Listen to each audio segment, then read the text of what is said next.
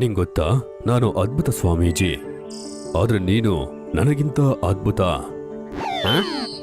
ಅದು ಹೇಗೆ ಸಾಧ್ಯ ಸ್ವಾಮೀಜಿ? ನೀವು ನನ್ನ ಭಾಷೆ ಎಲ್ಲ ಮಾತಾಡ್ತಾ ಇದ್ದೀರಾ? ಮನುಷ್ಯರು ಮೃಗಗಳ ಭಾಷೆಯನ್ನ ಮಾತಾಡೋದಿಲ್ಲವೇ?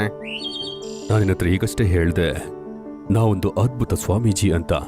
ನನ್ನ ಸೊಂಟದಲ್ಲಿ ದೊಡ್ಡ ನೋವು ಬಂತು.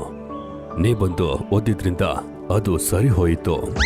ಅದಕ್ಕೆ ಬದಲಾಗಿ ನಾನು ನಿಂಗೆ ಏನಾದರೂ ಕೊಡಬೇಕು. ಕೇಳು, ನಿಂಗೆ ಏನ್ ಬೇಕು?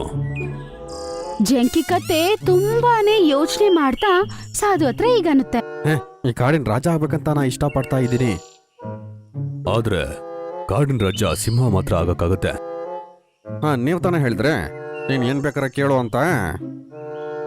ಸರಿ ಸರಿ, ನಿನ್ನ ಕೋರಿಕೆಯನ್ನ ನೆರವೇರಿಸ್ತೇನೆ. ಸ್ವಲ್ಪ ದಿನಗಳಿಗೆ ಈ ಕಾಡಿನ ರಾಜ ಬೇರೆ ಕಾಡಿಗೆ ಹೋಗ್ತಾ ಇದೆ.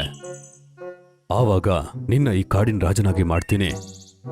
ಹಂಗಂತೇಳಿ ಸಾಧುವು ಅವರ ಕೈಯನ್ನು ಜಂಕಿ ಕತ್ತೆ ಕಡೆಗೆ ತೋರಿಸ್ತಾರೆ. ಆಮೇಲೆ ಅವರ ಕೈಯಿಂದ ಕಿರಣಗಳು ಬರುತ್ತೆ. ಅವರು ನೋಡ್ತಿದ್ದಂಗ್ಲೆ ಜಂಕಿ ಕತ್ತೆ ಒಂದು ಶೇರ್ ಆಗಿ ಬದ್ಲಾಗ್ಬಿಡುತ್ತೆ.